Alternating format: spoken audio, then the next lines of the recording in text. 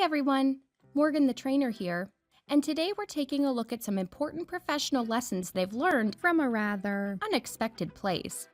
Believe it or not, everything I've learned about sales and business, I've learned from pro wrestling.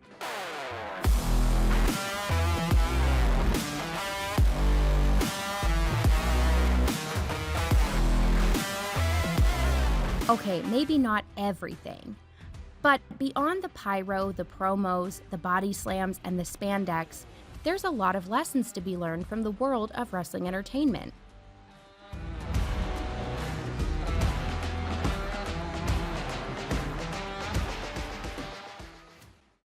Lesson 1. You need a good gimmick. In wrestling, your gimmick is your identity. Whether you are the man, the tribal chief, the EST, or the American Nightmare, your character differentiates you from the rest of the roster and gives fans a reason to care.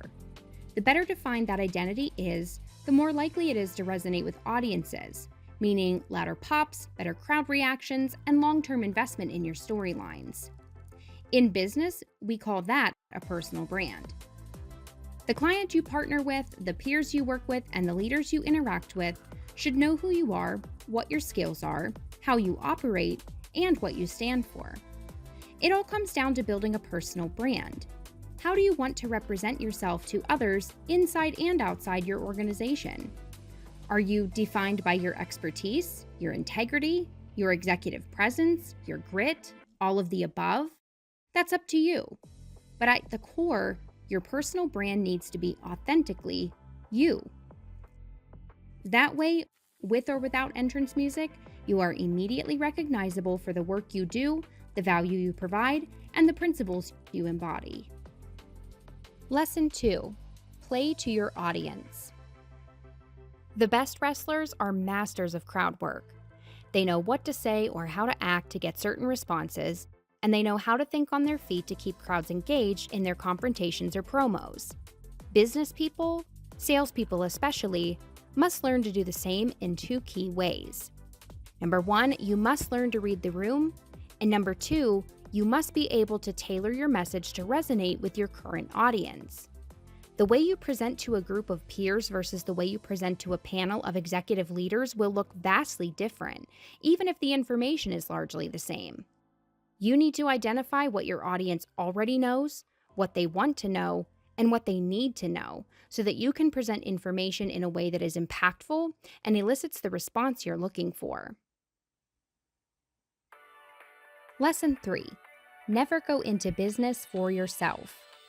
The best wrestling performances require non-stop cooperation and collaboration between all parties involved, even if they succeed in looking like mortal enemies. Poor performances are typically riddled with something called no-selling, where wrestlers refuse to make an opponent's moves look real to make themselves look stronger. This usually results in matchups falling flat and crowds going mild. Succeeding in business is no different. You must think with an enterprise mindset and what's best for business. And to do that, you must collaborate with those around you when creating new partnerships, developing new business deals, or adjusting standard operating procedures. Your decision should never be made with only your success in mind, because when you refuse to sell someone else's contributions, everyone loses. Lesson 4. It's okay to put someone else over. Veteran wrestlers are often beloved because of the work they do to help up-and-coming superstars shine. That might mean practicing together behind the scenes, partnering with them in a tag team match, or losing a match or two against the new blood to position them as a strong, credible performer. Similarly, in business, amplifying others doesn't mean diminishing your own success. There is plenty of room in the spotlight. Make sure as you grow and learn and climb the ranks in your own career that you don't pull up the ladder behind you. Share your expertise. Become a coach in someone else's corner. Help others get their big moment when you can, as long as you're not using any tactics from the Paul Heyman playbook. Your legacy won't be built on your own merits alone, but by working with and lifting others along the way too. Lesson 5. There's always room for growth. Great wrestlers evolve over time. Darling baby faces become dastardly heels. Entrance music gets an update, movesets expand, gimmicks are revamped, character motivations change, new factions are formed.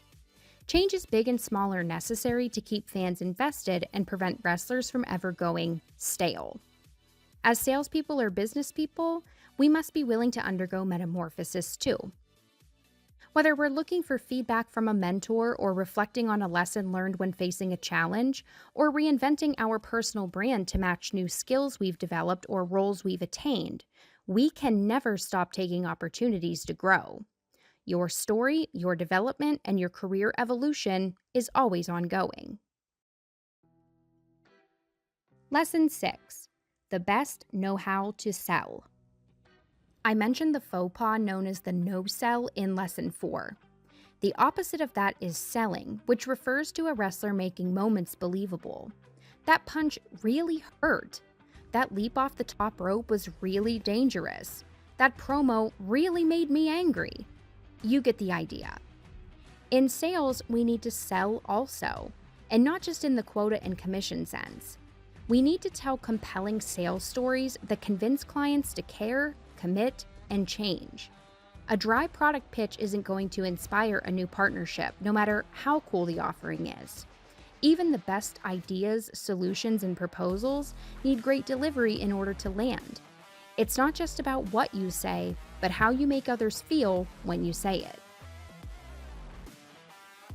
Lesson 7. Protect the business.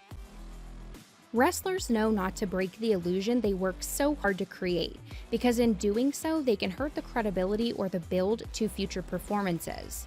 Or worse, they can cause a lot of damage to the wrestling business overall. In our business, we should follow suit. That means acting as an ambassador for and upholding our organization's brand. It means doing the right thing and thinking about the long term, not just the path of least resistance in the moment.